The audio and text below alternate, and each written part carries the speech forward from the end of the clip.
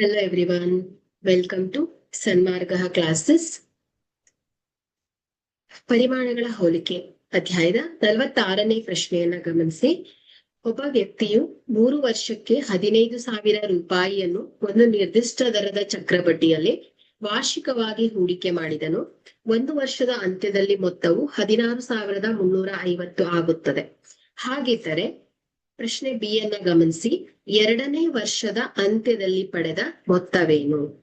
Okay, so ಇಲ್ಲಿ 2ನೇ ವರ್ಷದಲ್ಲಿ ಪಡೆದಂತಹ ಅಸಲು. ಸೊ ಪಿ 16,350 ರೂಪಾಯಿ. ಓಕೆ, ಸೊ ಬಡ್ಡಿ ದರ ಎಷ್ಟು ಬಂದಿದೆ?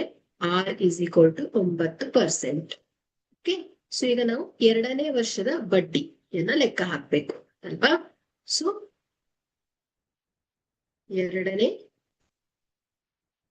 ವರ್ಷದ ಬಡ್ಡಿ, ಸೊ 16,350 ಗುಣಿಸು 9 ಗುಣಿಸು 1 ಡಿವೈಡೆಡ್ ಬೈ 3.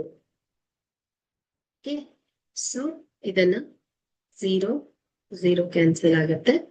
ಸೊ ಇದನ್ನ ಸಿಂಪ್ಲಿಫೈ ಮಾಡಿದ್ರೆ 1,471.50 ರೂಪಾಯಿ ಬರುತ್ತೆ.